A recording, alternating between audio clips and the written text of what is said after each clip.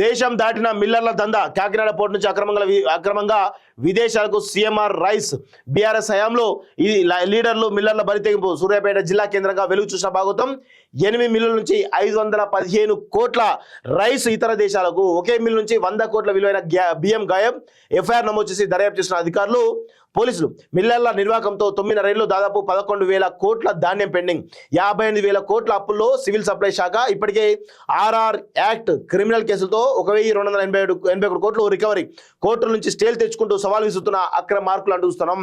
So ఈ మిల్లర్ల దందా దేశం దాటిపోతా ఉంది అంటే దానికి కారణం ఎవరే? కేసీఆర్ కాదా? 10 ఏళ్లలో కేసీఆర్ పరిపాలించి మిల్లర్లను అడ్డగోలుగా దోచుకోండి, నాకు కావాల్సి నాకు ఏంటరా నాయన అని చెప్పిండు.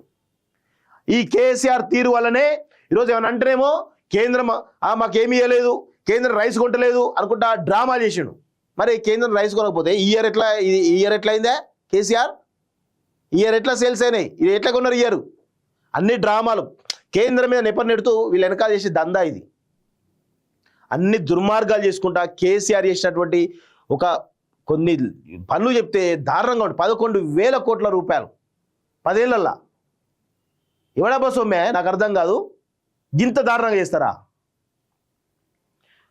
సో బీఆర్ఎస్ హయాంలో లీడర్లతో కలిసి కొందరు మిల్లర్లు చేసిన అక్రమాలు ఒక్కొక్కటిగా వెలుగు చూస్తున్నాయి. ముఖ్యంగా కస్టమ్ మిల్లింగ్ రైస్ సీఎంఆర్ కోసం సర్కారు ఇచ్చినటువంటి ధాన్యాన్ని మరాడించి విదేశాలకు అమ్ముకున్న భాగవతం సూర్యాపేట జిల్లాలో వెలుగు చూసింది.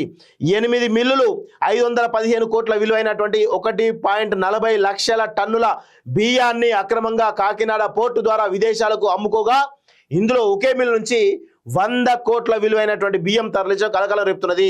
సివిల్ సప్లైస్ ఆఫీసర్ల ఫిర్యాదుతో అక్రమార్కులపై కేసులు నమోదు చేసినటువంటి పోలీసులు పలువురు మిల్లర్లు వ్యాపారాలు అదుపులోకి తీసుకుని విచారణ చేస్తున్నారు. ఎంక్వైరీలో రోజుకొక భాగవతం బయటపడుతున్నది.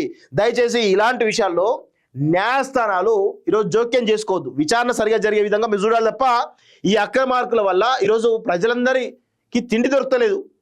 దానికి కారణం మిల్లర్లు కాదా? సో దయచేసి న్యాయస్థానాలు జడ్జిలు కూడా ఈరోజు ఒక మానవత కోణంలో ఈ అక్రమార్కుల భరతం పట్టే విధంగా మీ తీర్పులు ఉందని చెప్పేసి కూడా మేము కోరుతా ఉన్నాం. సూర్యాపేట జిల్లాకు చెందినటువంటి రైస్ మిల్లర్స్ అసోసియేషన్ జిల్లా అధ్యక్షుడు ఇమ్మడి సోమనాథయ్య గత ప్రభుత్వంలోని పెద్దల అండతో 2022 రబీ నుంచి 2023 వానాకాల సీజన్ వరకు 100 కోట్ల విలువైన సీఎంఆర్ రైస్ను కాకినాడ పోర్టు ద్వారా విదేశాలకు తరలించినట్టు తేల్చింది. సో ఎంత పెద్ద ధాన్యం మాఫియా జరిగిందో ఒకసారి చూడండి మిత్రులారా. ఇది చాలా పెద్ద స్కామ్ ఇది. దీనిపైన కేసీఆర్ వీళ్ళందరూ కూడా బుక్ కావాల్సిన అవసరం ఉంటుంది. కేసీఆర్ వల్లనే ఇదంతా జరిగింది. కేసీఆర్ ఇచ్చినటువంటి అలసు వల్లనే ఆయన మరి ఏం మాట్లాడుకుంటారు మొత్తం కమిషన్ల ద్వారానే ఇవన్నీ జరిగినట్టు తెలుస్తూ ఉంది. సో కేసీఆర్ పైన చర్యలు తీసుకోవాలని చెప్పేసి కూడా మేము కోరుతా ఉన్నాం.